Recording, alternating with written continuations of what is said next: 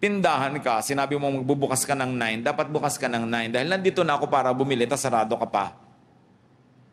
Mga doktor, marami, binibreak yung etiquette na yan. Yung clinic nila nakalagay, bukas 9 to 12, darating sila 10:30. Nakapila lahat ng tao doon, bulok na lahat ng tao, tsaka palang darating ang kondesang doktora. No? Parang oras lang niya ang mahalaga, ang oras ng pasyente, hindi. Dapat pag nasa clinic, nakalagay sa'yo, 9 to 12, dado kang 9. It's a contract. No? Ganon din yung services. Bumili ka ng pork and beans, tapos walang pork. Dapat meron because the label is a contract. Lahat ng relasyon, kontrata. Anak kita, papalakihin kita, unwritten, unsaid, pero pagtanda ko dapat siyempre alagaan mo ko. Yun yung kontrata nun. Nagpapakasal ako sa'yo, mahal kita, minamahal kita, may contract tayo. Ngayon, kung hindi tayo kasal, understood, mahal kita, mahal mo ko, may contract tayo kahit hindi nakasulat. May pananagutan ako sa'yo, may pananagutan ka sa akin. Kasi nakikipagbigayan ka sa akin. Nandiyan ka, nandito ako. So meron tayong kontrata, kahit yun ay hindi nakasulat. Ganon din yung mag-export ka, may bill of lading. Dapat ikakarga mo sa barko sa ganong oras yung bagahe mo. Pag hindi mo na ikarga sa ganong oras, pwede kang hindi bayaran. Hindi mo man-negotiate yung mga letters of credit sa'yo. Kasi hindi mo natupad yung part mo because there is a contract.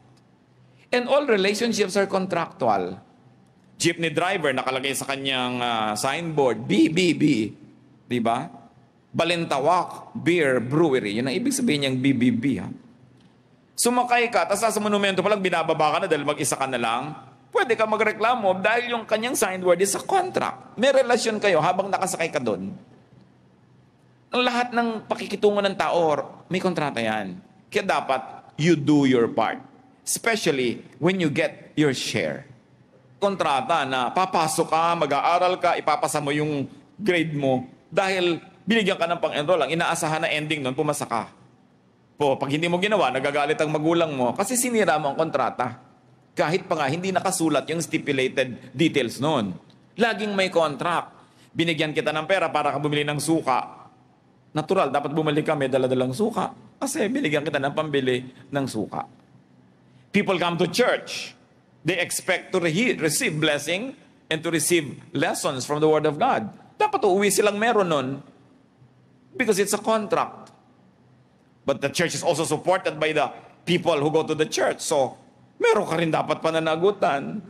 Nagdo-donate ka rin because it's a contract. Hindi ka umuupo dyan na parang kasoy, isang prinsesa, nakaupo sa tasa. May pananagutan ka sa pag-upo dyan, may pananagutan ako sa pagtayo dito. It's a contract. Every relationship is a transaction. Kaya pati pakikitungo sa Diyos, ano sabi ng Diyos?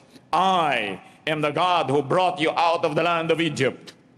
Ano ipinapakita ng Diyos doon? You owe me one.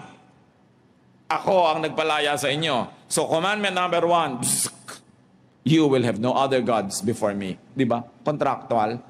Pinaalala agad ng Diyos, ako nagpalaya sa inyo. Bilang ganti, wala kayong ibang paglilingkuran kundi ako.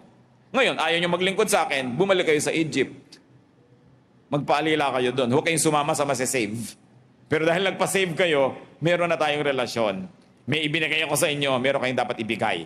Sabi ni Lord, I gave you freedom from Egypt, what will you give me? Worship.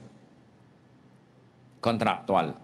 Nasisira ang lahat ng relasyon when you always want to take and take and take and you don't want to give. When you want to receive and receive and receive and you don't want to do your part. Ngayon, mas matibay ang relasyon na nagbibigayan kesa hindi.